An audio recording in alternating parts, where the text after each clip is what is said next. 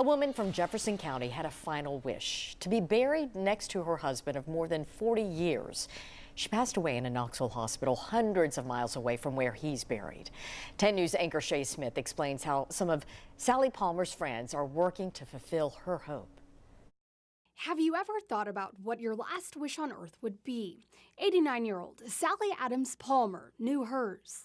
She deserved the world, and the world wasn't always so nice to her, so at the very end, I just want to give her what she wanted, and that was to be back home in Joplin. That's what she calls home. Sally and her husband Bill lived in Joplin, Missouri, and were married for 43 years before he passed away from cancer in 2006. That was her soulmate, and she would tell you every day. On May 22nd, 2011, a second tragedy hit. An EF5 tornado hit Joplin, including Sally's home. When crews found her, she was sitting in a rocking chair on what was her porch, and everything behind her just gone. WBIR spoke to her 3 years after the tornadoes. My home was gone, my car was gone, I had no family there, and you could not find a place to live there. Sally moved to Tennessee.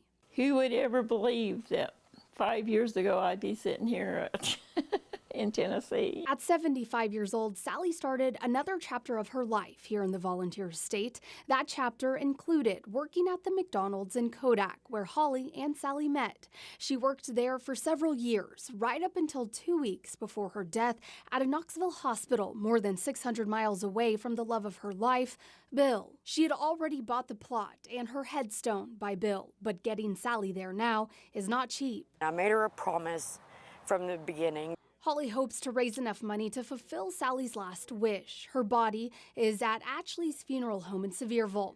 Once Holly raises enough money, the funeral home will fly Sally's body to Joplin, where she will rest beside her husband, and her final wish will be granted. It's important to me because I know if we were switched, she would do it for me. Even though she is gone from this earth, she's still here. 10 News anchor Shay Smith joining us now. So Shay, how much money have they raised so far? So between the GoFundMe donations and the donations directly to the funeral home, they have raised about $8,000, but it will cost around $10,000 to fly Sally's body to Missouri. But if you would like to donate, you can call the funeral home or donate through the GoFundMe. That info will be on our website. Hopefully they can reach that goal. All right. Shay, thank you.